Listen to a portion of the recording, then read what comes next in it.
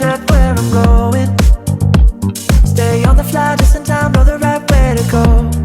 I'm on the road, it's my time, taking control of my life. I want to run the red lights, I've got to run this show. You always take me so high, you always make the 안녕하십니까. 제18회 전국신장장애인 복지대회 신체 내부 기관 장애인 권리 보장 및 지원에 관한 법률 제정 촉구에 관련해서 심포지엄의 자장을 맡게 된 한국신장장애인협회 사무총장 이영정입니다. 1부에 이어 2부도 제가 사회를 맡게 되었습니다. 본 심포지엄은 신체 내부 기관 장애인 권리 보장 및 지원에 관한 법률안을 제정 촉구를 하기 위한 목적으로 하고 있습니다. 참석하신 발제자와 토론자를 소개해 드리겠습니다. 발제는 나사렛대학교 우주형 교수님께서 참석하셨습니다. 토론자로는 부산 심장장애인협회 김성득 회장님 참석하셨습니다. 한국호흡기장애인협회 송형규 국장님 참석하셨습니다. 한국신장장애인협회 경북협회 이기하 회장님 참석하셨습니다. 지금부터는 심포지엄을 진행하겠습니다. 발제는 25분 내외로 해주시고 토론하시는 분들은 10분 내외로 해주시기 바랍니다. 네, 반갑습니다. 네, 방금 소개받은 발제자 나사렛대학교 우주형 교수입니다. 제가 작년에 우리 시장장애인 대회에서도 나와서 이렇게 또 발제를 했었는데 2년간 연속으로 저한테 이런 자리를 또 이렇게 허락해 주셔서 감사드립니다. 작년에는 이제 우리 신장장애인 중심으로 특히 이동권 보장에 관해서 논의를 했었던 것 같고요. 이제 오늘은 그 범위를 확대해서 내부기관 장애인들을 위한 특별법 제정에 대한 필요성을 주제로 이렇게 발표를 하게 돼서 점점 우리 이 대회가 발전을 하고 있구나 하는 생각을 이제 하게 되었습니다. 특히 오늘 사회자도 말씀을 하셨지만 아까 우리 국장님이 이제 가시면서 저한테까지도 특별히 말씀을 하고 가시더라고요. 오늘 정책과장이 꼭 참석을 해야 되는데 현안이 맞물려서 못 왔다고 미안하다고 그러면서 국장님도 오늘 자료나 이런 걸 가지고 가서 꼼꼼히 읽고 공부를 하겠다. 그래서 이렇게 약속을 하고 갔습니다. 뭐 공부를 하겠다는 것이지 꼭 통과시켜주는 얘기는 아니죠, 사실은. 그래서 여기는 이제 국회의원, 보건복지상임위원회 국회의원들과 또 이렇게 보건복지정책국, 장애인정책국에서 함께 힘을 합쳐야만이 될 일인데, 그분들이 힘을 합치려면 현장에 계시는 분들이 사실은 푸시를 해야 된다, 그죠? 그래서 이제 여러분들이 더 중요하다고 저도 생각을 합니다. 자, 발제 시작하도록 하겠습니다. 우리 자료집에 16쪽을 한번 보시겠습니다. 작년에 다 아시는 것처럼 오늘도 나왔 이야기지만 6월 17일에 신체 내부기관 장애인의 권리보장 및 지원에 관한 법률안이 이명수 국회의원실에 의해서 대표 발의되었습니다. 사실 이거는 처음에는 이제 신장장애인 특별법안을 내려고 했으나 오늘 참석하신 이명수 의원님이 기왕 내는 김에 내부기관 장애로 확대하자 해서 사실은 이렇게 된 것이거든요. 그래서 우리 이명수 의원님이 나름대로의 어떤 행안이 있으셨다 그런 생각이 들고요. 근데 거기에 보면 핵심적인 이 법안을 발의하게 된 이유가 뭐냐, 장애인 복지 사각지대를 최소화하자 하는 내용이 나옵니다. 그렇다면 이제 신체 내부기관 장애인이 그동안 사각지대로 존재해왔다는 것을 이야기를 하는 것이죠. 그래서 이제 이 내부 장애라는 것이 사실은 현실적으로 우리가 잘 알지 못하는 대부분 사람들이 그런 장애의 영역에 속한다 하는 것입니다. 오늘도 아까 축사해 주시는 분들도 그렇게 이야기를 하셨습니다만 겉으로 보기에는 손발이 멀쩡해 보이니까 장애가 없어 보인다는 거죠. 그런데 실제로는 질병이 있고 그 질병이 1, 2년이 아니라 거의 평생토록 걸쳐서 꾸준히 어떤 치료나 이런 것들을 받아야 되기 때문에 굉장히 어려운 상황에 처해 있는 게 이 내부 장애다 하는 것이죠. 내부 장애인은 법적으로는 장애인으로 규정되어 있지만 실제로는 그동안 사회적 관심을 받지 못한 형편이었습니다. 일반적으로 보면 지체장애나 시청각 장애 등을 떠올리는데 우리가 장애라고 하면 이 내부 장애라는 개념도 2000년에 들어서 이제 처음으로 우리나라 장애 범주에 들어왔고 2003년에 확대돼서 지금 내 6개의 내부 장애가 된 것이죠. 다 아시는 것처럼 이 내부 장애인은 외관상으로는 비장애인과 뚜렷이 구별되지 않습니다. 그리고 또 하나의 특징은 이 내부 장애인 당사자들도 스스로의 장애를, 질병을 이렇게 드러내기를 꺼리는 특징이 있습니다. 그래서 다른 장애인들처럼 협회나 단체를 구성하는데도 소극적이었고 이로 인해서 정부의 복지 정책이나 사람들의 관심밖에 있는 경우가 지금까지 대부분의 실정이었다 이렇게 말할 수 있겠습니다. 그러다 보니 어렵게 모임을 갖더라도 회원들이 친구나 주변 사람들에게조차도 장애를 숨기려 했고 장애인으로서 누려야 할 권리를 찾기보다는 회원 간의 정보 공유 수준에서 그동안 머물렀고 그리고 회원 집으로 우편물을 보낼 때도 협회 이름을 보이지 않게 해달라 하는 이런 요청을 받기도 한다고 합니다. 이 이야기는 지금까지는 거의 자기 목소리를 내지 않았다 그런 얘기죠. 그러니까 사회도 정부도 관심을 가지지 않아왔다 해도 과언이 아닙니다. 그러다가 최근에 코로나19 팬데믹 상황을 맞이해서 특히 감염병에 취약한 내부기관 장애인들이 피해가 크게 나타났습니다.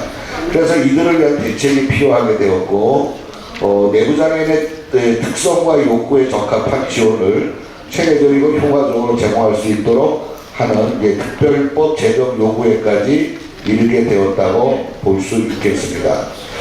자, 그럼 내부 장애인의 현황을 잠깐 말씀드리면 내부 장애인은 한 17만 명 정도 된다고 하죠. 그 중에서 신장 장애인이 11만 명 정도 된다고 하는데 그 중에 신장 장애인은 75%가 중증입니다. 그러니까 4분의 3이 중증이죠. 그 다음에 장부 요로 장애가 두 번째로 좀 많은 내부 장애인데 한 1만 7천 명가량 되고요. 그 다음에 간 장애가 한 1만 5천 명, 호흡기가 1만 한 2천 명, 뇌전증이 한 7천여 명, 심장이 한 5천여 명 이렇게 됩니다. 그런데 이제 이 중증이 가장 많은 이 내부 장애를 보면 사실 호흡기 장애가 거의 96%가 중증으로 나타나고 있습니다. 그러니까 호흡기 장애 판정을 받으면 대부분 다 중증이라고 볼 수밖에 없습니다.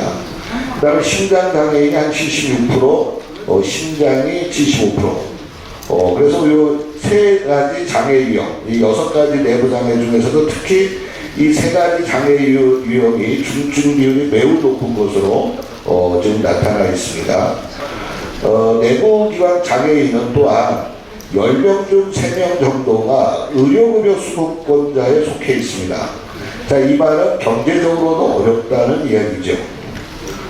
그래서 이 내부 장애인들은 전체 등록 장애인 중에서도 소수자지만 사실상은 각종 복지 혜택이나 사회적 관심에서 뒷전으로 머물러 있어 왔다 이렇게 말할 수가 있겠습니다. 그럼에도 불구하고 내부 장애인은 2003년 이후에 꾸준히 증가해 왔습니다. 2003년에 6만 5천여 명인데 그로부터 20년이 지난 2022년에 보니까 한 2.5배 가까이가 늘었다는 것이죠. 그럼 앞으로도 내부 장애인은 늘면 늘지 줄지는 않을 거라는 얘기입니다.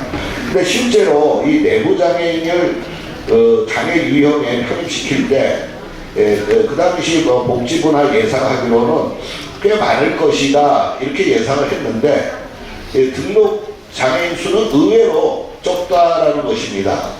그러니까 이거는 실제 장애인보다 등록 장애인이 굉장히 적은 거 아니냐 이제 이런 얘기로 보여지기도 하죠.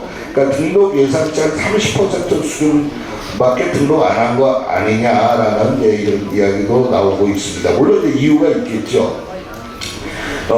이 내부장애인 등록이 이제 이 예상치를 밑도는 거는 그 등록 절차도 까다로운 것도 있고요. 또 뭐 본인들이 별로 원하지 않는 것도 있고 또 경제적 혜택이나 이런 게 별로 크지 않다 뭐 이런 것도 있을 수 있겠죠.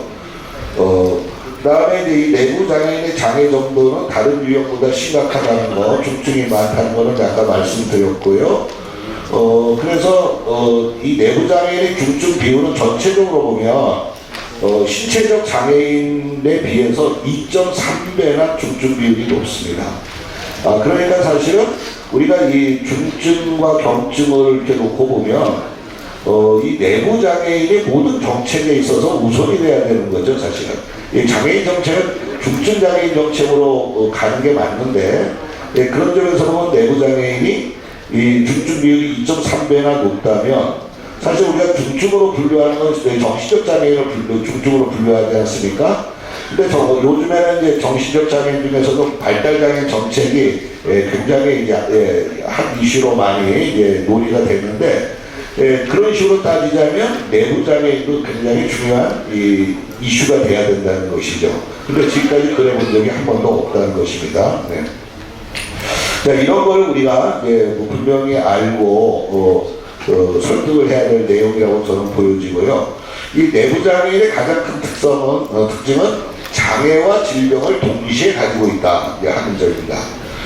우리가 이제 장애라는 것을 이야기할 때 보통 뭐 눈으로 보이는 외관상의 손, 발을 제대로 못 쓴다든가 뭐 이 겉으로 보기에 뭔가 우리가 일반인과 달라 보인다든가 그럴 때 우리가 장애인이라고 생각하는데 그런 장애는 사실은 옛날 사고방식의 장애죠.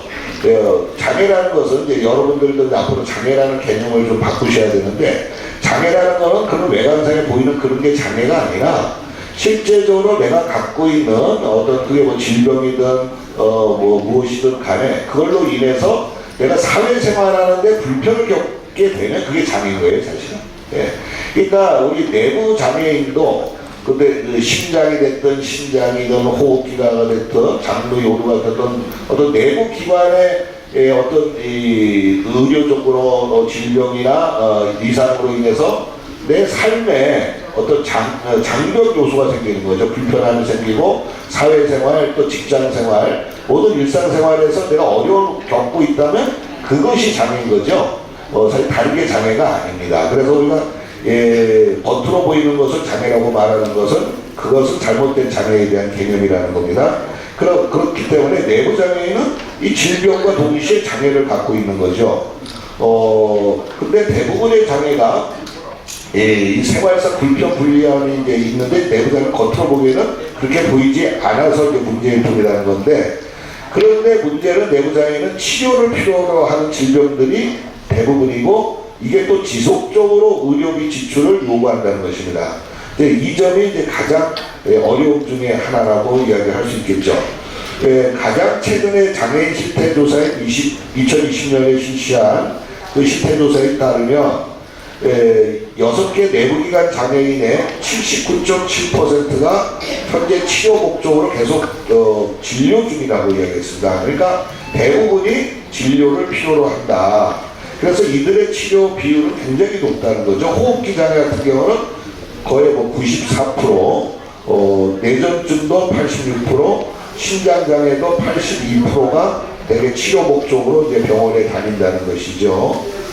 그렇기 때문에 이 내부 장애인에 있어서 이 치료라는 것은 아주 생활의 일부분이기 때문에 이건 뗄래야 뗄 수 없는 내부 장애인의 특성이다 이렇게 볼 수가 있겠습니다.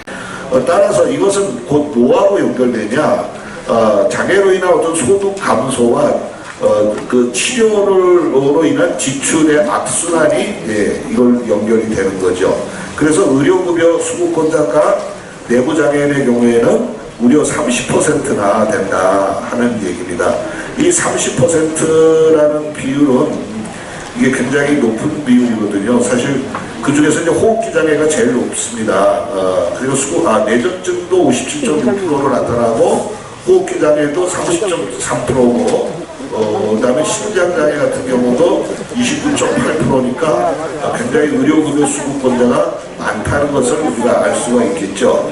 이거는 이제 전체 의료급여 수급권자의 거의 3배수에 가까운 2.9%보다 10배나 높다 하는 거죠. 전체는 2.9%인데 실제로는 30%니까요. 그러니까 10배나 높다는 거죠.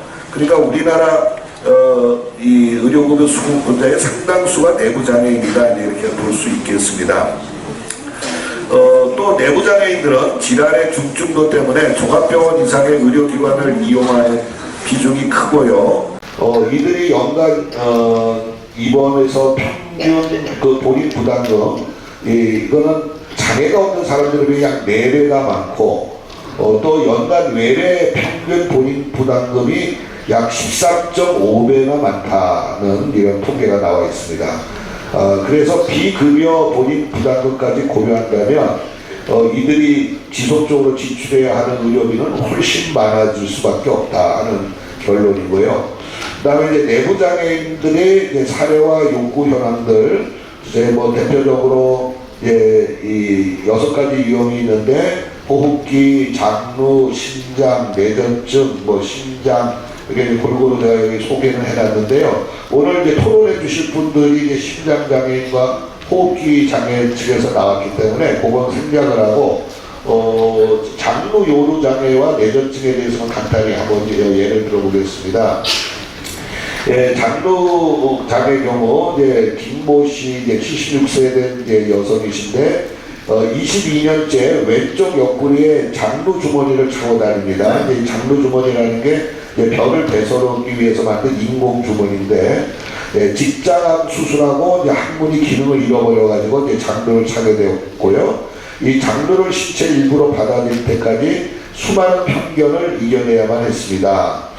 그래서 직장암 수술로 항문 기능이 상실돼서 인공적으로 배변 주머니를 채웠다는 의사의 설명을 듣는 순간 이분은 눈앞이 하얘졌다고 합니다.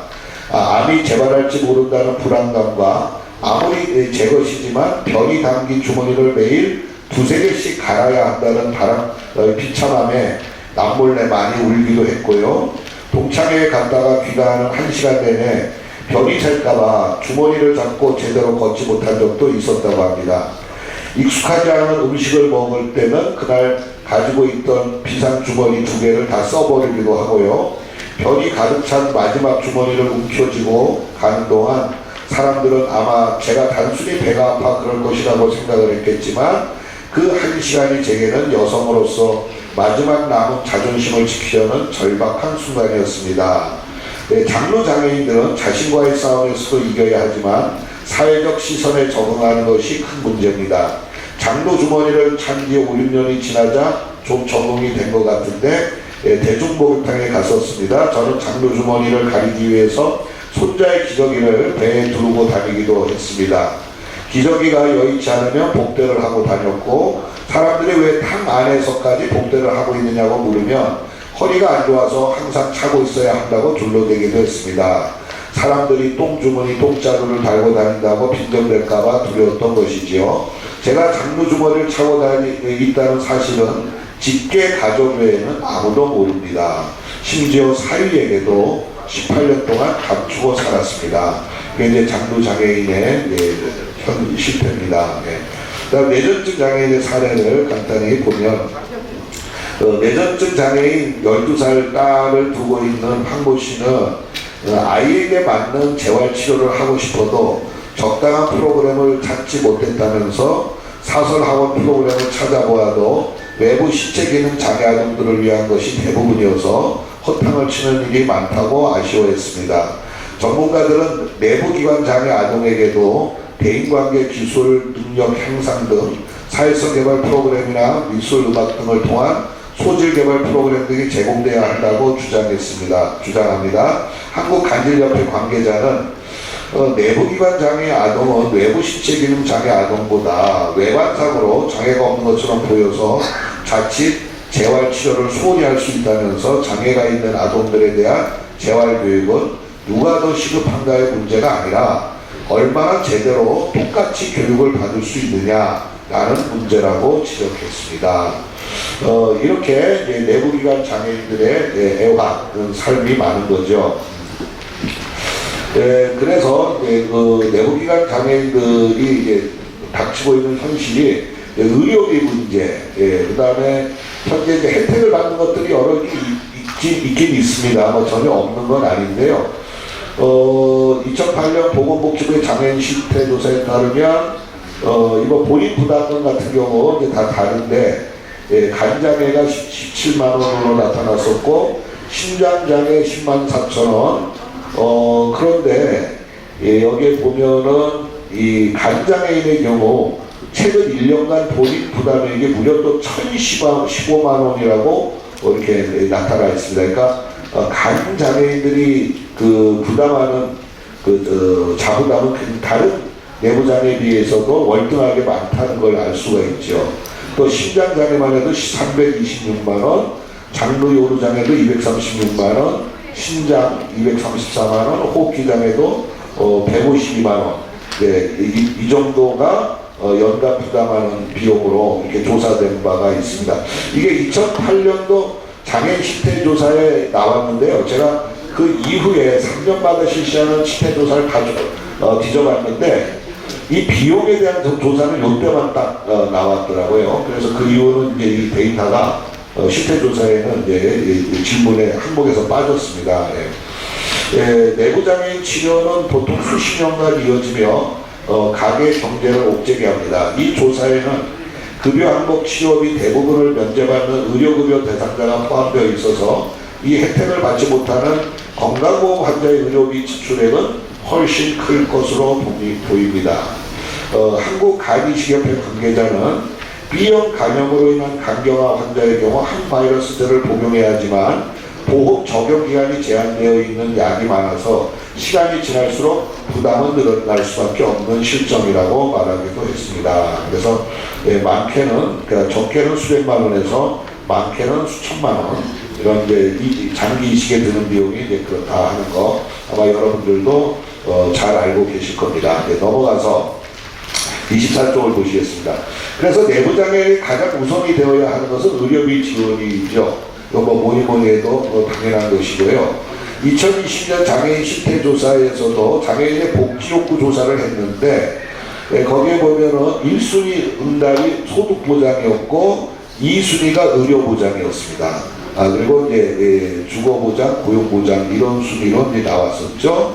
근데 그 중에서 의료보장을 1순위로 응답한 장애 유형이 있었는데 그게 바로 간장애였어요. 아까 간장애가 한 연간 1,500만 원 이렇게 들지 않습니까? 그러니까 간장애 입장에서는 이 의료 보장이 가장 중요한 복지 욕구로 나타났던 거죠.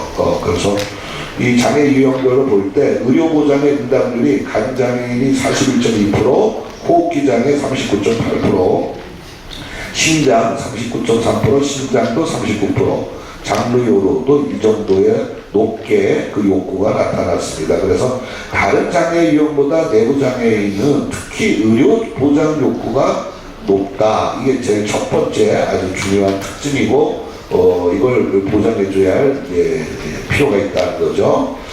그다음에 사회적 차별 경험도 사실은 많이들 겪으면서 지냈죠. 그래서 이 보시면은 전체 이거는 참고하시기 바랍니다. 그다음에 이제 고용률 같은 경우도 내부기관 장애인들이 고용률이 27%밖에 안 돼서 장애인 전체 고용률보다도 6% 정도 낮고요.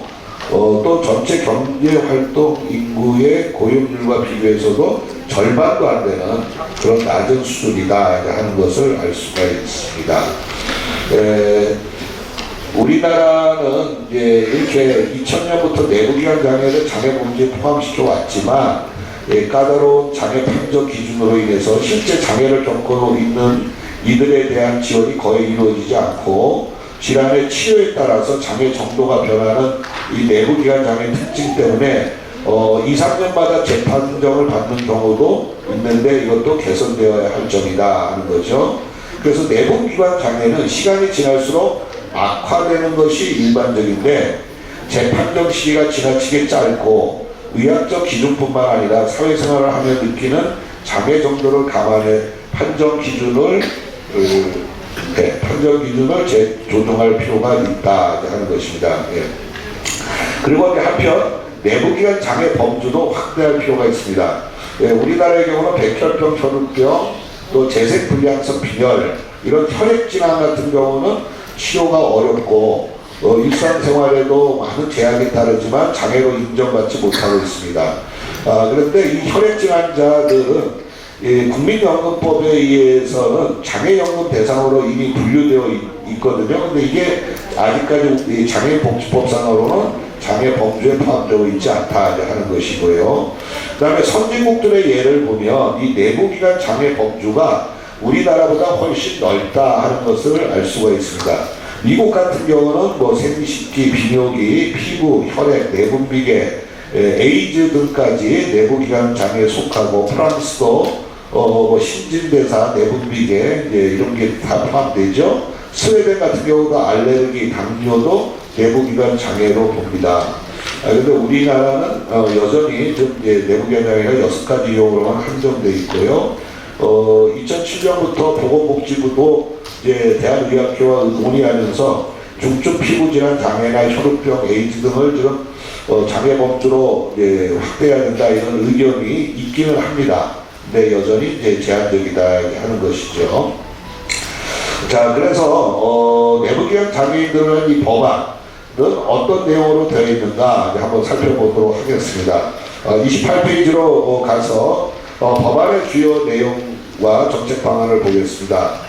법의 목적 제1조는 신체 내부기관의 장애 예방과 그 장애인의 의료, 교육, 이동권, 직업재활, 생활환경 개선 등에 관한 사업을 정하여 신체 내부기관 장애인의 특성 및 복지 욕구에 적합한 복지 대책을 체계적이고 효과적으로 추진하며 신체 내부기관 장애인에 대하여 사회활동 참여를 촉진하고 권익을 증진시켜서 인간다운 삶을 영위하는 데 이바지함을 목적으로 한다 이렇게 되어 있습니다. 그래서 한마디로 이 내부장애인법은 내부장애인의 특성과 욕구에 적합한 서비스와 복지 대책을 규정을 하고 있다 이렇게 보시면 되겠고요. 자, 여기 적용 대상으로 하는 내부장애인은 6가지 유형이죠. 우리 장애복지법상. 그러나 제가 생각하기에는 좀 더 확대할 필요도 있다. 그래서 이 법을 만드는 김에 거기 규정을 하나 더 추가해서 필요한 경우에는 뭐 시행령에서 내부 장애인을 추가할 수 있는 그런 여지를 두면 좋지 않을까 하는 생각을 합니다. 사실 발달장애인법에도 보면 장애인복지법상의 지적장애와 자폐성 장애로 국한되어 있기는 한데요. 거기도 시행령상으로 얼마든지 추가할 수 있도록 그 대상을 확대할 수 있는 여지를 두고 있거든요. 그래서 길게 보면 그런 규정도 필요할 것이라는 생각이 들고요. 국가의 책무 이거는 참고하시면 되고 실태조사는 3년마다 하는 걸로 돼 있어서 우리나라가 장애인 실태조사를 할 때 이 내부 장애인들의 복지 욕구에 대한 실태조사도 같이 포함해서 하면 될 것으로 보여집니다. 다음 30페이지로 넘어가서요. 권리보장과 복지지원에 관한 내용이 중요하죠. 9조부터 22조까지의 내용인데 구조는 내부장애 예방에 관한 규정을 둔 것이고 10조는 내부장애인 3시 25분까지 마무리하겠습니다. 5분, 5분 동안 마무리하겠습니다. 그 다음에 교육에 관련해서는 우리 교육 현장에서 내부장애인을 잘 모릅니다. 그래서 교육 현장에서 내부장애인들이 차별받지 않고 교육을 받을 권리를 보장받을 수 있도록 이에 대한 어떤 인식개선 교육 같은 게 이루어질 필요가 있습니다. 그래서 국가와 지방자치단체는 이런 학교 현장에서 교육에 대한 노력을 해야 될 것이고 또 여기에는 내부장애인 어떤 진로교육도 포함되고 이런 부분들이 들어가야 될 걸로 보이고요. 사회적 인식개선 그 다음에 여기 특별한 게 내부장애인 전문 활동지원사 양성 및 지원인데요. 현재 활동지원사 제도가 내부 장애인들이 거의 이용을 못하고 있습니다. 제가 이제 살고 있는 지역에서도 이거 활동 지원 제도 수급자격위원회 제가 위원장을 맡고 있는데 새로 매달 한 번씩 심사를 하면서 그 신규로 이제 올라온 사람들을 이제 물어보면 내부 장애인이 올라오는 사례가 거의 없어요. 그래서 신청을 해도 대부분 보면 거기에 그 등급 외로 판정을 받습니다. 이건 뭐냐면 현재 인정 그 종합조사표가 내부 장애인한테는 불리하게 되어 있다는 거죠. 사실은 활동 지원을 받을 수 없는 그런 인정조사표로 구성되어 있습니다. 그래서 제 생각에는 이런 종합조사표 자체도 새롭게 보완을 해야 되고 내부 장애인의 특성과 욕구를 반영할 수 있는 그런 거를 만들어야 될 것이고요. 그리고 또 내부 장애인을 잘 이해하고 그들에 맞는 교육을 시키는 이런 전문 활동 지원사 양성과 지원 제도가 필요하다 하는 규정을 뒀습니다. 네. 그 다음에 내부장애인 의료 지원센터 지정과 우선 예방 접종에 관한 내용, 이거 이제 읽어보시면 될 것 같습니다. 내부장애인 법안에 대해서 이제 33페이지로 가서 한번 다시 정리를 해보면, 제일 중요한 게 이동권 보장이고요. 의료기관 이용할 때 정해진 시간에 안전하고 편리하게 이용할 수 있도록 하는 거, 그거 이제 이 법에 담겨져 있죠. 그 다음에 이제 국가지방자치단체가 의료, 이동권, 일상생활 지원을 위해서 필요한 인력 및 예산을 확보하도록 해야 된다는 규정이 있고요. 그 다음에 내부장애인의 전문활동지원사 양성하고 적합한 활동지원 서비스 인정표를 만들어주자 하는 것이고요. 그 다음에 이제 그 지원 체계로서 우리 내부장애인 의료지원센터가 필요하다 하는 얘기고요. 그리고 이제 또 내부장애인에 대한 그 방문진료 사업이나 응급이동지원센터 이런 것도 설립해서 운영하면 좋겠다 하는 내용이 들어가 있습니다. 그래서 소득보장, 의료비 지원, 기타 규정 이런 식으로 쭉 거의 골고루 이 내부장애인 이 특별법에는 내용들이 담겨져 있는데요. 자, 35페이지로 넘어가서 이제 결론을 내리도록 하겠습니다. 특별법 제정과 함께 내부장애인의 일상생활의 삶을 유지하게 하기 위한 제도 보장으로서 정책 방안들을 요약 정리하겠습니다. 제일 첫 번째는 내부장애인의 의료비 부담을 경감해주는 지원 대책이 필요하다 하는 것이죠. 그래서 지금 보면 장르요로 장애인들이 장루 주머니를 일주일에 2개를 지원을 받는다고 알고 있습니다. 근데 이거를 매일 적어도 2개씩 지원하도록 해줘야 된다든가, 비급여 항목에 대한 비용 부담 감경을 위해서는 희귀난치성 질환으로 내부장애인도 포함시켜주는 방안, 또 비급여 항목의 의료비를 일정 부분 지원해주는 제도, 이런 것들이 필요할 것이다 하는 것이고요. 두 번째는 이제 소득보장, 고용지원 대책이 필요하다 하는 것이죠. 내부장애인도 사회생활을 해야 되는데 그러기 위해서는 소득보장, 고용을 위해서 장애인에 대한 인식 개선 교육 이루어져야 되고, 이거에 대해서 국가와 지자체는 적극적으로 별도의 홍보 방안을 통해서 장애인들도 일할 수 있도록 해주고, 일을 할 수 없는 내부장애인에 대해서는 적절한 장애인연금 보장이 이루어져야 될 것이다 하는 것입니다. 세 번째는 내부장애인이 제때 병원을 방문하거나 응급 상황이 발생할 시에 대처하기 위한 이동권 보장 수단이 마련되어야 된다 하는 것이죠. 여기에는 응급이동 대응 체계, 또 이런 응급이동 지원센터 같은 게 24시간 운영될 필요가 있겠죠. 그 다음에 이제 네 번째가 아까 말씀드린 활동지원사, 내부장애인들을 전문 활동지원사 제도도 이제 우리가 고민해보자 하는 것이고, 그 다음에 이제 다섯 번째 마지막으로 내부장애 영역을 우리나라도 선진국 수준으로 넓혀야 할 때가 되었다. 그래서 의료적 장애 판정 기준을 완화해서 더 많은 내부장애가 포함될 수 있도록 확대할 필요가 있다 하는 것입니다. 끝으로 이제 지금까지는 다양한 장애 유형이 있더라도 목소리가 크거나 다수 세력의 장애 유형을 중심으로 복지 지원이 이루어졌다고 해도 과언이 아닙니다. 소수의 장애 유형일지라도 생명과 삶의 무게는 동일한 것이기 때문에 그들의 아픔과 소외를 방치하는 것은 그 역시 기울어진 반인권적인 복지 정책이라고 할 것입니다. 사회적인 장벽과 질병을 동시에 안고 살아가는 우리 중증의 내부 장애인을 위한 대책 마련은 지금이라도 서둘러야 할 때가 되었다고 봅니다. 네, 마치겠습니다. 네, 감사합니다. 신체 내부 기관 장애인 법 제정의 필요성에 대해서 말씀해 주셨고요. 그 재원으로는 내부장애인 의료부담의 경감을 위해서 구체적인 지원 대책 마련이 필요하고 일정한 소득 보장이나 고용 지원 대책이 필요하다. 그리고 내부장애인들이 제때 병원에 방문하거나 응급 상황이 발생 시 대처할 수 있는 이동권 보장 수단이 마련되어야 한다. 내부장애인의 전문 활동 지원사 도움과 동행이 필요하다. 그리고 우리나라에는 이제 내부장애인 영역이 선진국 수준처럼 넓어져야 한다라고 말씀해 주셨습니다. 네, 다음은 부산 심장장애인협회 김성득 회장님께서 심장장애인에 관련돼서 말씀해 주시겠습니다. 토론 시간은 10분입니다. 방금 소개받은 부산 심장장애인협회 회장 김성득입니다. 지금 시간이 4시까지 마쳐야 되는데 한 30분 남았는데 지금 지루하다고 자꾸 가사고 이 이야기를 들어야 할 보건복지부 직원들이 있어야 되는데 직원들 갖고 없고 의원님도 알아야 돼 갖고 없고 이래서 이 토론회가 이 책자에 넣으면 이대로 저도 많은 이야기를 하려고 이 책자에 실어놓고 원고를 다 갖고 왔는데 시간상 여러분들 그 책자에 45페이지부터 50페이지 갖고 보세요.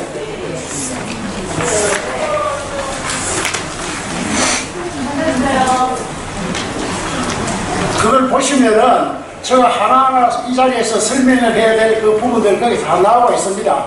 저는 그 설명 안 해도 되겠죠? 네. 그러면 간단히 제가 오늘 토론에서 꼭 우리 내부 장애인이 뭉쳐야 된다는 거, 또 내부 장애인이 뭉침으로 해서 어떤 결과가 나온다는 거, 이 말씀을 드리겠습니다. 법률안을 처음에 심장 중심으로 김선욱 회장님이 이 발의를 하려고 했는데 내부장애인 회장님들이 이건 안 된다. 심장 혼자 하는 것보다는 내부장애인 좀 뭉치자. 그래야 사회적인 소리를 낼 수 있다 해가지고 우리 내부장애인 장로, 심장 이렇게 뭉쳐가지고 일단 회의의 결과가 오늘의 이 토론을 할 수 있는 그 자리를 마련했습니다. 이 자리까지 이 행사를 준비하신 우리 김세룡 회장님하고 우리가 총장님 상당히 고생했는데 박수 한번 칩시다.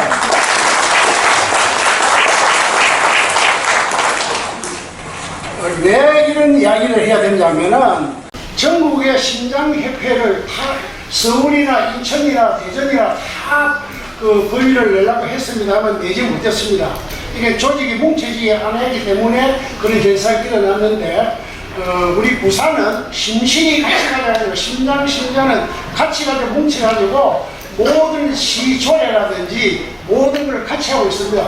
요번에 그 다른 시도에서 이런 조례가 있는지 모르지만은 그 교통약자에는 두리발하고 콜택시가 있는데 콜택시를 우리가 기본요 지금 4,000원인데 1,800원만 가지면은 우리가 지금 콜택시를 이용해 타고 있습니다. 이 콜택시 예산이 전에 받다가 콜비를 1,500원 주다가 이 예산이 모자라 콜비 없어졌습니다.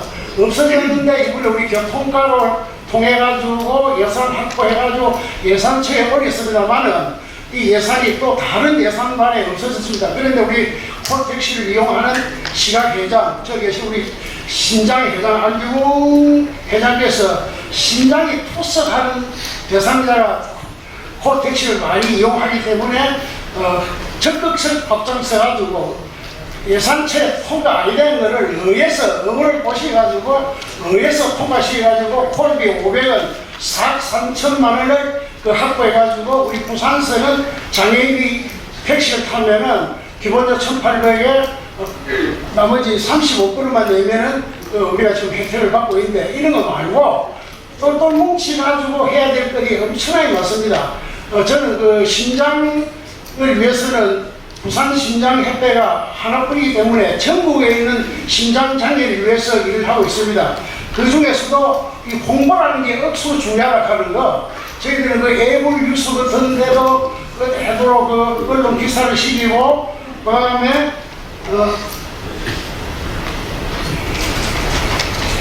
왕자는 세상 만들기 라디오에 일주일 동안 아침 방송 나와가지고 심장장애 내로사항을 말씀드리고 또 심장장애인이 사라지고 있다는 그 한국 장총의 263호의 전체 한국 장총 책자에다가 심장의 중요성을 알렸습니다. 책자에 알리고 그 다음에 또 심장장애 그 심사 기준이 너무 높기 때문에 아주 장애인들이 불만이 폭발하다가 부산일보에다가 이 기사를 내고 보건복지 보도부 자료에 심장장애인 등급제 관계 판정 기준이 너무 잘못됐다 해가지고 이 판정 기준을 또 고쳤고 그 다음에 비싼 의료비에 부분으로 심장장애인이라는 글자를 써서 앱을 유시에다 내고 복지사각지대 소수장애인 해소 방안 있나 해가지고 또 앱을 유시에다 내고 보건복지부 보도자료 심장 세트 개수 제한 여러분들 부모들이 이게 나이가 들면 심장이 다 바꾸게 되어 있습니다.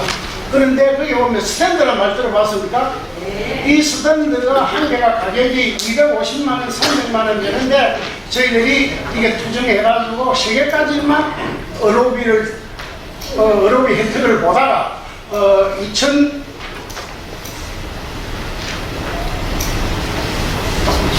2014년 10월 1일부터 스탠드를 전부 혈관의 관상동맥에 스탠드를 박아서 혈관 확장적인 스탠드를 의료비 전부 혜택 받도록 그렇게 또 해도 그런 것도 있습니다. 또 아까 전에 말씀드린 부산 장애인 장애인 콜택시도 이렇게 이루어졌고 또 소외되는 이들 소수 장애인 질병이 아니라 장애인이라 하고 차별 없는 차별에 더욱 숨가쁜 심장장애인 투데이 시골에 내고 요번에 또 장애인 인식 개선 인권에 대한 소수장애인 심장장애인 인권에서 인권 변호사 협회가 가지고 또 이렇게 하고 왜 이렇게 해야만 된다 하는 것이 이렇게 하지 않으면 안 된다는 거 해야만이 지금 소수장애인은 많은 지체장애인 아무래 중심으로 지금 모든 복지가 진행되고 있습니다. 그렇게 하기 위해서는 우리 소수장애인이 똘똘 뭉쳐가지고 이렇게 해야 되기 때문에 앞으로 이 코로나 끝나고 나면 7일, 8일 날 보건복지부 소위원회가 열리는데 부산에는 그 보건복지위원이 김미희원하고 저희 시의장하던 백종원 위원하고 두 분이 있는데 아마 이 두 분 중에 한 분은 우리 신장장이 한두배 회장님이 개인적으로 되게 친하기 때문에 오늘 이 소리를 듣고 아마 안 회장님은 백종원 전 의장 국회의원에게 좀 잘 좀 해주시고 저도 그 김미영에게 다시 한번 해가지고 또 여러분들 중에서도 각 시도의 복지위원들이 있으면은 그 복지위원들에게 좀 잘 부탁해가지고 요번에 1차 통과를 안 되더라도 다음에 꼭 대해서 우리가 지금 움직여야 된다는 거 이 말씀을 드리고 우선 말로 저는 이 코로나 시간 또 얼마 안 남고 해서 이대로 마치게 합니다. 여러분 감사합니다. 네, 짧고 굵게 말씀해 주셨습니다. 내부장애인들의 치료비, 의료비, 검사비를 경감할 필요가 있고 그리고 부산 지역의 이동권 확대 및 그리고 홍보의 중요성 그리고 심장장애인의 장애인 판정 기준 현실화 그리고 심장장애인의 의료 서비스 확대가 필요하다라고 말씀해 주셨습니다. 네, 다음으로는 호흡기 장애인 협회 송형규 국장님께서 호흡기 장애인에 관련돼서 말씀해 주시겠습니다. 안녕하십니까. 저는 한국호흡기장애인협회 사무국장을 맡고 있는 송형규라고 합니다. 저희 호흡기장애인은 2003년도 내부장애인 만들고 나서 2004년도에 9월 달에 저희가 처음으로 창립총회를 해서 지금 19년째 저희가 진행을 하고 있는 단체로 있습니다. 그리고 저희 단체가 좀 특징적인 것이 다른 단체들은 어떤지 모르지만은 저희는 호흡기 내과 선생님들을 하고 저희 장애인분들이 같이 연합해서 만든 단체로서 그 협회하고 호흡기 학회하고 이렇게 의사 선생님들하고 이제 관련돼서 이때까지 진행을 잘 해갖고 왔었습니다. 그리고 이게 왜 더구나 그러냐면은 아까 우리가 의제 발표에서도 말씀드렸지만은 중증 장애인들이 96%, 97% 정도라고 얘기하지만 거의 대부분 중증 장애입니다. 왜냐하면 숨을 못 쉬면 순간적으로 돌아가시는 그러한 장애를 갖고 계세요. 그리고 특히 호흡기 장애인 같은 경우는 폐기능이 거의 상실됐기 때문에 3분의 1 정도도 안 남았어요. 그래서 순간순간 숨을 못 쉬는 거예요. 그래서 언제 돌아가셔야 될지 모르는 그런 위급 상황, 굉장히 항상 생명의 위험 속에 살고 있는 장애 단체이기 때문에 아까 그 발표한 내용들의 그 중증 장애들이 그렇게 많을 수밖에 없는 그런 장애 단체입니다. 그리고 우리 심장장애인협회에서도 말씀드렸지만은 우리 그 중증 장애 그 내부 장애인들이 아까 신장장애는 10만 정도가 되는데 그 이외에 나머지 단체들은 10,000명 내지 12,000명, 13,000명 정말 작은 소수의 장애인들이 모여서 하기 때문에 큰 소리를 낼 수가 없어요. 그래서 아까 부익빈, 비익빈 얘기를 하였는데 그런 것처럼 우리 내부 장애인들 중에서도 이렇게 소수 장애인들이 큰 소리를 많이 못 내는데 그런 위급 상황 속에 처해 있는 단체장들이 모여 있기 때문에 이번 그 내부 장애인 권리보장과 지원 법률안이 통과돼서 실질적인 어려움을 겪고 있는 장애인들이 혜택을 받았으면 좋겠다라는 생각이 좀 들어서 이번 기회에 좀 나와서 말씀드리는 겁니다. 그리고 저희 호흡기 장애인 같은 경우는 선천적인 것보다는 후천적인 장애가 많습니다. 저희가 후천적인 장애가 한 72.7% 정도 나오는데 그 가장 대표적인 것이 뭐냐면은 젊었을 때 담배를 제일 많이 피웠을 때 담배에 의한 그 질환으로 의한 그 COPD라고 해서 만성 폐쇄성 폐질환이라고 해서 그 담배에 의한 질환들을 제일 많이 갖고 계셨어요. 그리고 그분들이 연령대가 높아지면서 이 나이가 점점 많아지면서 그런 중증 장애로 넘어가게 되었고 그 다음에 또 그분들이 그런 연령대가 많다 보니까 제일 중요한 거는 생활들이 안 이루어져서 특히 이런 경제적인 상황이 굉장히 많이 안 좋아진 상태가 되기 때문에 저희들이 아까 그 생활보호 대상자들 그런 이율들이 높은 이유 중에 하나로 나와 있습니다. 그리고 저희가 2020년 이후에 코로나가 저희 호흡기 질환자들한테는 정말 쫒약이었습니다. 정말 직격탄을 맞은 그런 호흡기 장애인들의 어려운 상태였었는데 그것에 대한 정부 측에 대한 정보도 정확하지가 않았고 그 다음에 방역 장비를 구비하는 내용이라든지 기타 일상에 대한 부분들이 저희한테 제대로 정확하게 전달이 안 됐기 때문에 굉장히 많이 어려움을 많이 겪었습니다. 그래서 전혀 저희 호흡기 장애인들은 코로나 때는 거의 밖에 외출을 못하는 상태가 되었습니다. 그런 어려운 가운데 있었던 장애단체였고요. 그 다음에 또 한 가지 중요한 거는 아까 조금 전에 말씀드렸듯이 호흡기 장애인들이 순간적으로 숨을 못 쉬기 때문에 항상 난 죽을지도 몰라라는 불안과 두려움 속에 그런 정신질환을 갖고 계세요. 그래서 대부분 폐쇄공포증을 많이 갖고 계시고요. 폐쇄공포증을 갖고 계시다 보니까 또한 나가서 이 질환이 아까 우리 내부장애인들이 동일한 내용을 갖고 있지만은 장애보다는 계속적으로 치료에 대해서 나아지는 것이 아니라 절대로 나아질 수 없는 질환이기 때문에 점점 안 좋아지는 것에 대한 그런 불안감 속에 살고 있고 공허함 속에 살고 있기 때문에 이분들이 갖고 있는 것 제일 많이 갖고 있는 것이 또 우울증을 굉장히 많이 갖고 계세요. 우울증을 많이 갖고 계시기 때문에 이러한 우울증과 그다음에 폐쇄공포증, 불안, 그다음에 이것에 의한 삶에 대한 소망이 없기 때문에 자살률이 저희한테는 굉장히 높습니다.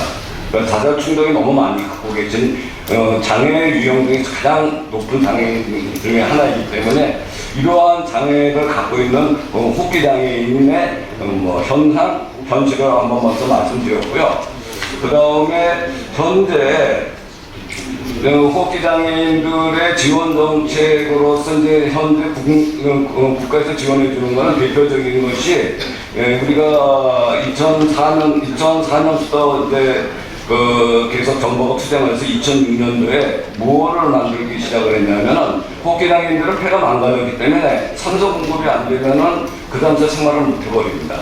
그래서 산소 공급을 받을 수 있는 산소 공급 장치를 병원에서 쓰는 것이 아니라 집에서도 24시간 써야지만 호흡을 계속할 수가 있기 때문에 24시간 쓸 수 있는 산소 발생기에 대한 것을 집에서도 쓸 수 있게 보험으로 좀 만들어달라고 해서 그거를 저희가 이제 만들기 시작을 해서 국가에서 그거를 보험으로 집에서 쓸 수 있게끔 보험으로 지정을 해줘서 좀 우리 장애인들이 이제 사용하고 있고요. 그 다음에 또 한 가지는 이제 가정용 인공호흡기에 대한 것을 이제 병원에서만 이제 인공호흡기가 이제 산소 발생기하고 인공호흡기하고는 차이가 있는데 산소 발생기를 쓰다가 그것이 산소만 가지고 산소는 안에 들어왔다가 밖으로 배출해야 되는데 배출을 못하는 이산화탄소가 많이 쌓이면은 또 죽을 수가 있어요. 그렇기 때문에 인공호흡기라는 기계가 있는데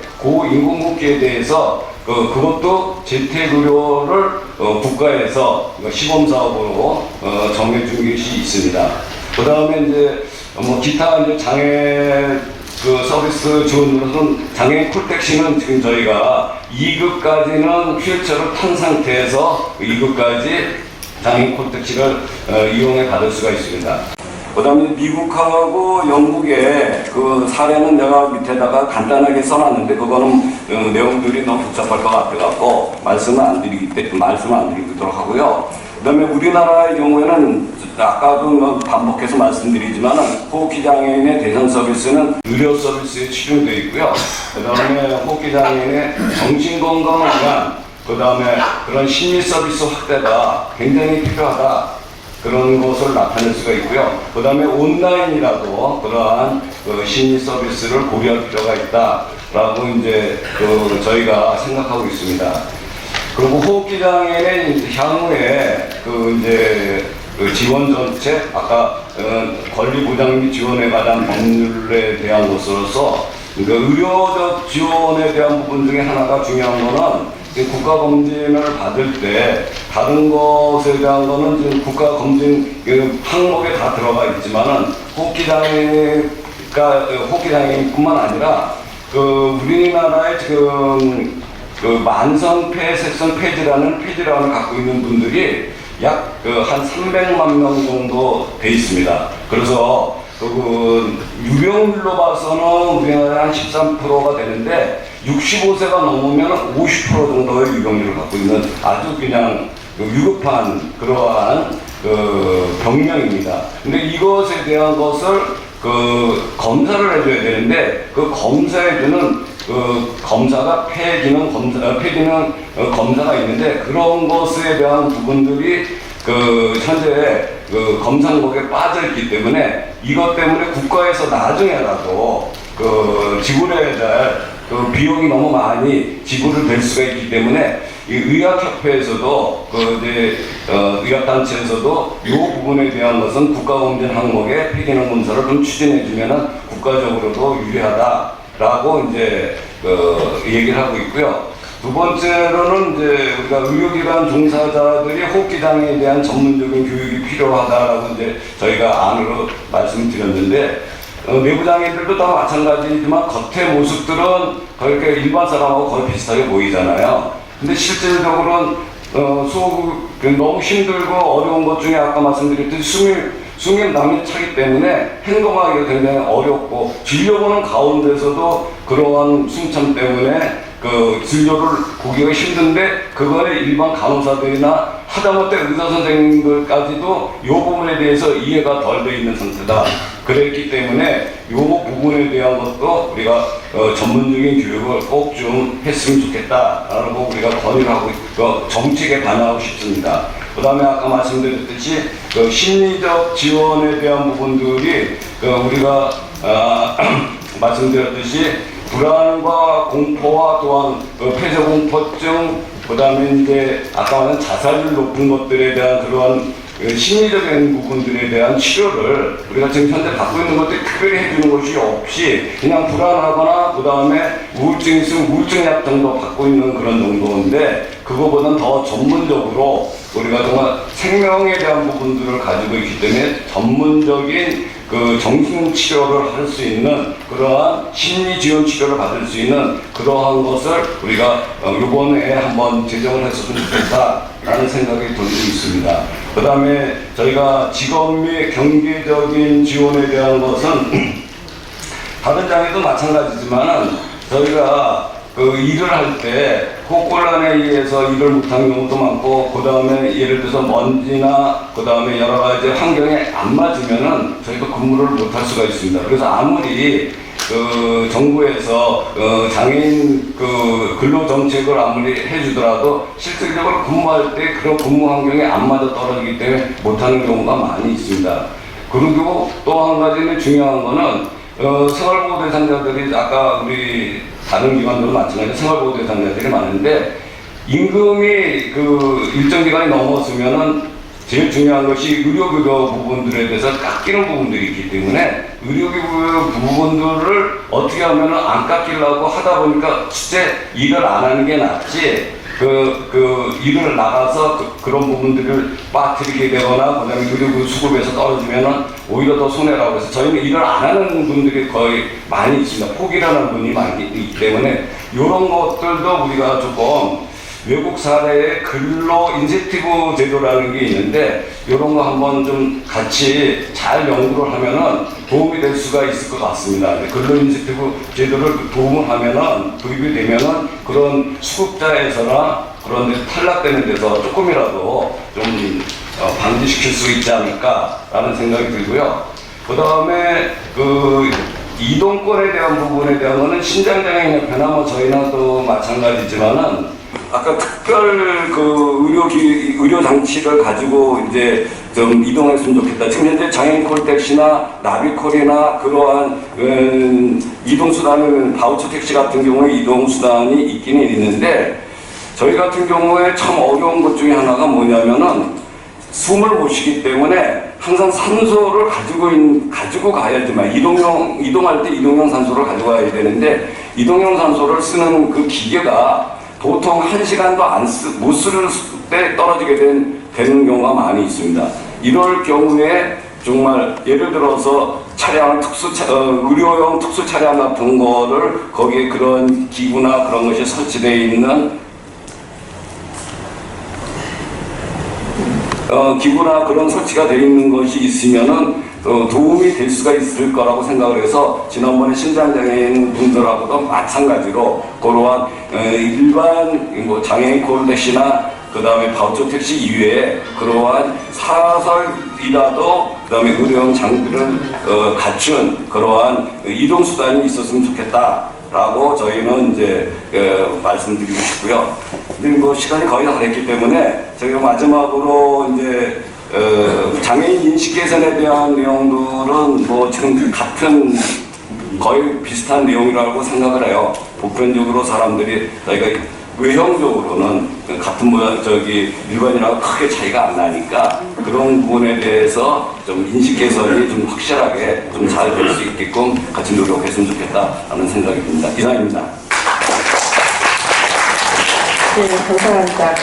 호흡기 장애인은 지원 정책에서 보조기기 지원, 가정용 인공호흡기 환자 재택 무료 시범 사업을 진행하였고요. 장애인 산소치료 요양비 검사 면제를 진행하였다고 합니다. 그리고 향후 지원 정책은 국가검진 항목에 폐기능 검사 추가를 요청을 하셨고요.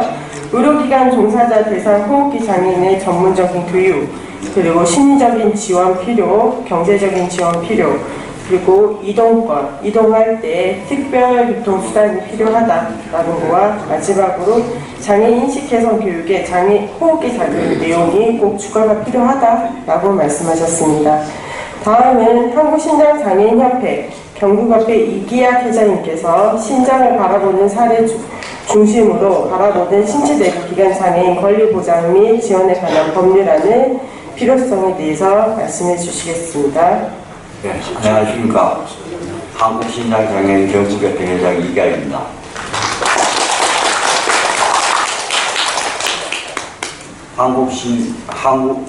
신장장애인의 사례 중심으로 바라본 신체 내부기관 장애인의 권리보장 및 지원에 관한 법률의 필요성에 대해 말씀드리겠습니다.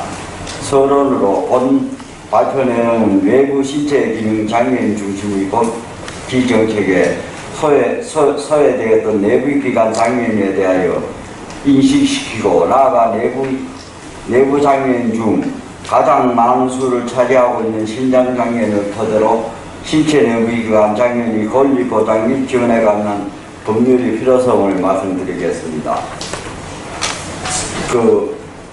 체감관계상 개요에서 신장장애인이라니까 내부기관 장애인이 현황 요거는 상세 내용은 우주영 교수님이 말씀으로 대처하기로 하겠습니다. 하고 본론으로 말씀드리겠습니다.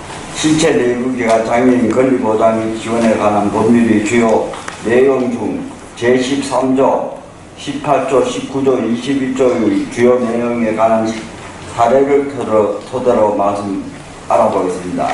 법률안의 주요 내용은 신체기관 내부 장애인의 권리보장 및 지원에 관한 법률 내용은 크게 6가지로 요약해 볼 수 있습니다. 내부기관 장애인 특성이 복지 의료 지원을 규정하여 권익을 증진시키고 인간다운 삶을 영위하는 데 이바지하는 데 목적을 두고 있습니다. 내부기관 장애인은 신장장애, 호흡기 장애인, 간장애, 장류 요리장애, 뇌전증 장애로 볼 수 있습니다. 3년마다 보건복지부 장관이 장애인 실태 파악의 복지정책 수립을 위한 실태 조사를 실시하고 내부 장애인 예방관리 교육, 감염병 예방접종 및 추석 병원 지정 소득 보장에 관한 사항을 규정합니다. 내부 장애인 지원센터 설치, 내부 장애인 자조단체 활동을 지원하는 내용입니다. 아래 신체기관 장애인 권리보장 및 지원에 관한 법률안의 주요 내용 중 신장장애인이 겪고 있는 실제 사례를 통하여 법률안의 세부 내용을 살펴보려 합니다.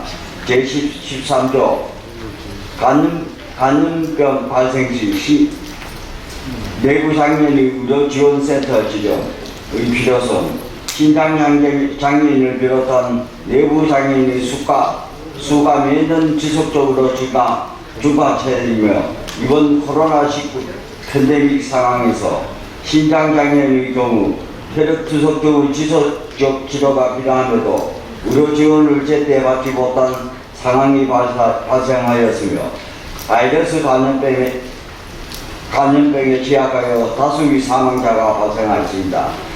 한 가지 사례로 경북 경산시에 거주하는 양모씨는 신장장애인으로 매주 월수금 대구의 한 병원에서 혈액투석을 받고 있었다. 그러나 2월 21일 금요일 마지막 투석으로 투석 후 25일 월요일 투석권 병원에 방문하였으나 코로나 의심 증세로 당일 검사 진행하였으며 자가격리 대상으로 신장장애인이 별도로 투석하는 병원이 없어 지자체에서 자가격리를 하였다.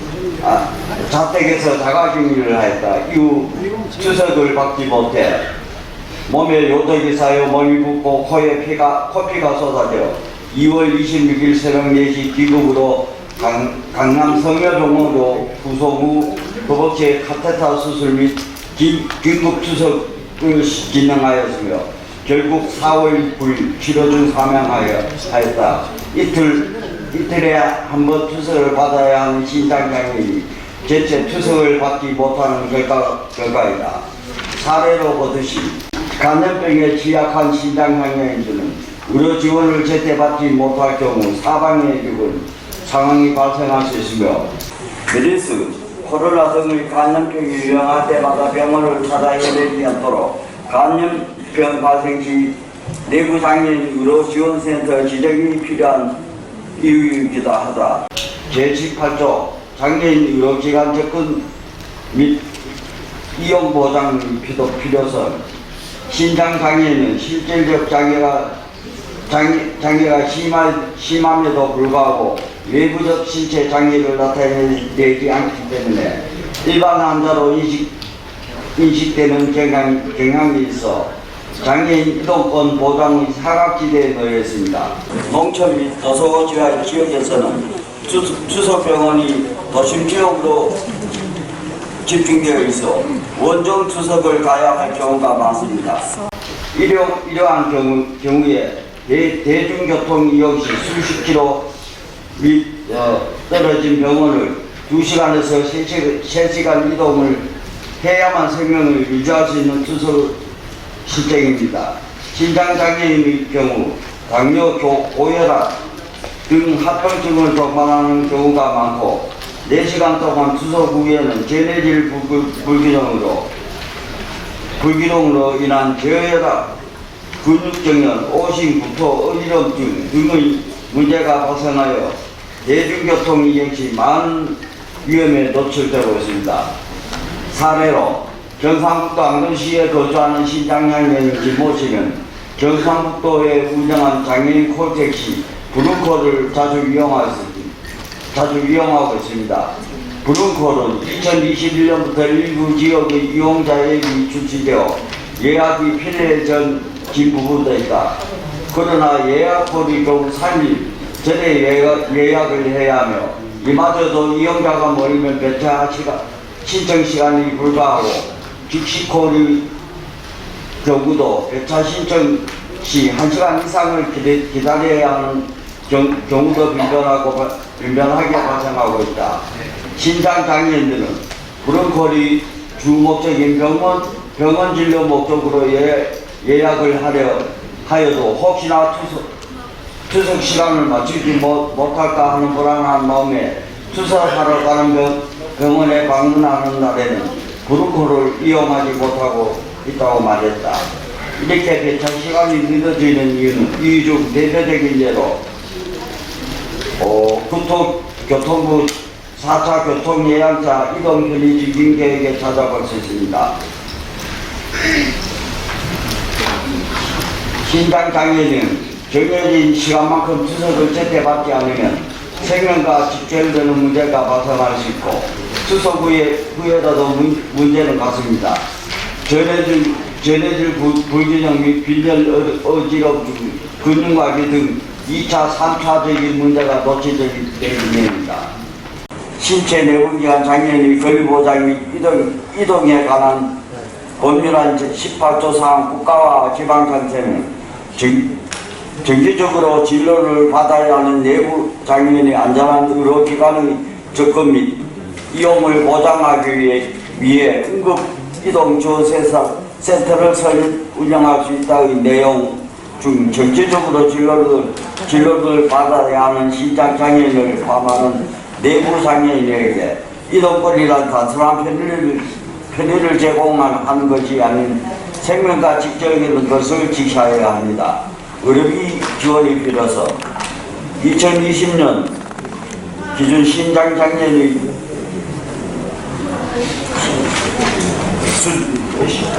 신장장애인의 평균 진료비 657만원보다 월등히 높은 수준이며 장애인 유형별 1인당 보딩 부담금은 신장장애인이 약 287만원, 뇌병변 223만원, 간 198만원, 심장 158만원, 호흡기 148만원으로 내부 장애인의 의료비가 다른 장애인보다 높을 수 있습니다. 경북 의성에 거주하는 정모씨는 투석을 시작하여 약 10년 동안 희귀난시성 지원 의료비를 지원받았습니다. 그러나 서울에 거주하는 묘리 아들이 소득이 높아서 2021년 희귀난시성 의료비 지원에 탈락가 있다. 탈락 사유로 아들이 지원일 경우에는 지원 가능 소득이 되나 묘일 경우에는 지원이 부적합하였다고 답변만 돌아왔을 뿐입니다. 22조 예술여가 문화학동치료선 장애인의 생활체육 참여도는 30.5%, 비장애인은 61.2%로 절반에서 미치지 못하고 내부 장애인도 크게 다르지 않습니다. 4대4 2022년 생활체육지원 방안 연구 설문조사 참여로 참여자의 사례를 한 달에 약 두세 번 정도 30분에서 1시간 미만 저강도 운동에 참여하고 있다고 답했을 뿐 부담스럽다. 신장장애인의 경우 전문 지식 없이 무리하게 운동할 경우 손상된 근육세포의 칼륨인 단백질 등이 혈액 속에 녹아 콩팥으로 흘러들어가 문제가 될 수 있다.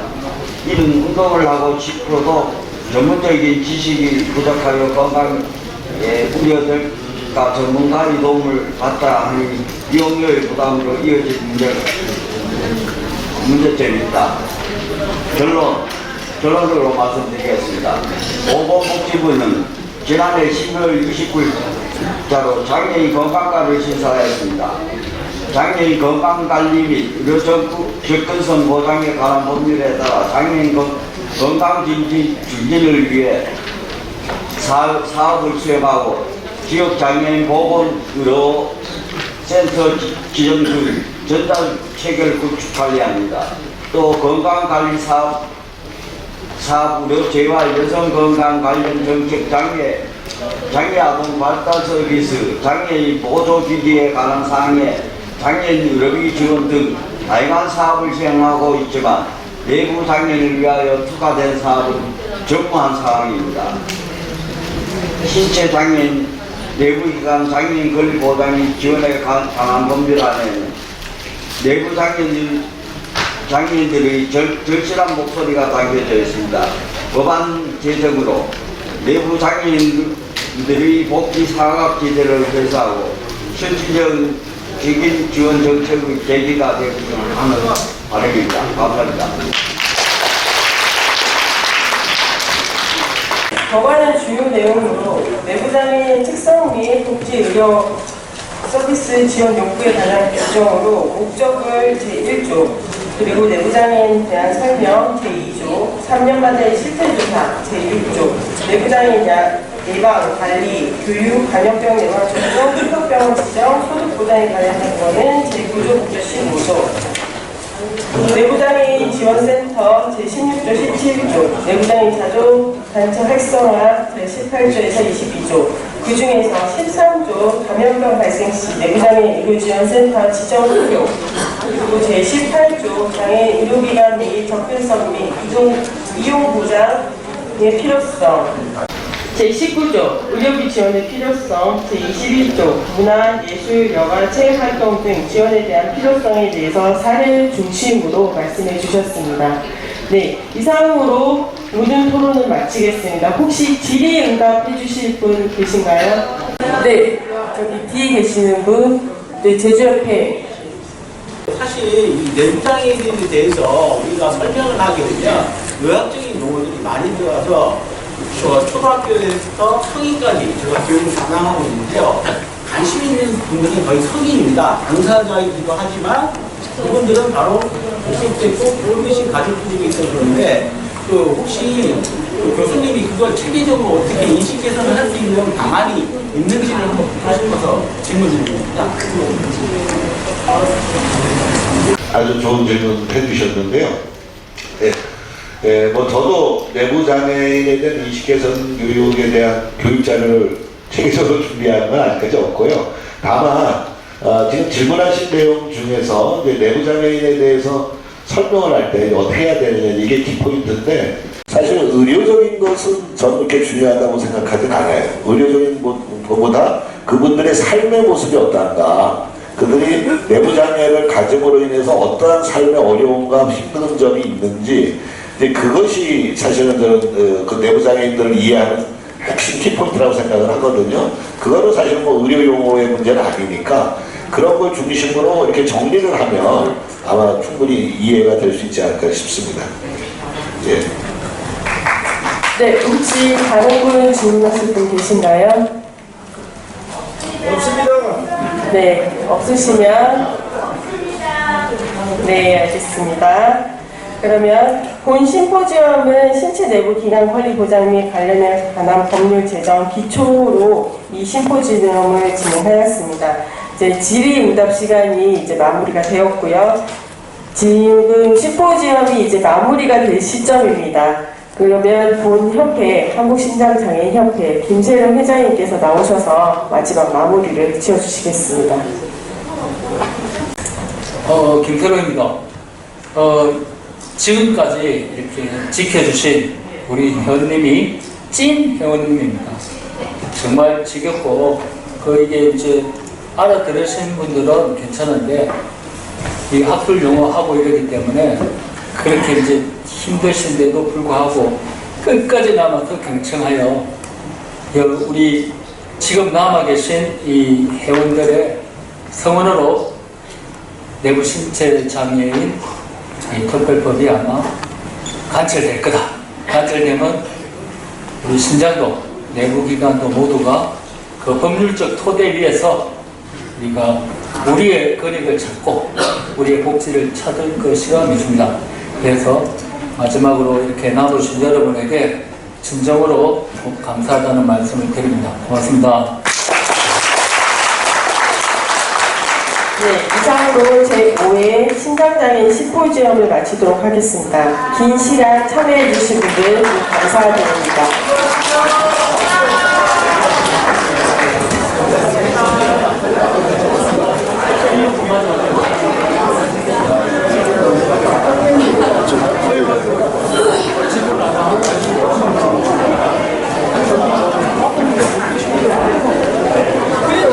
자료가 남아있으니까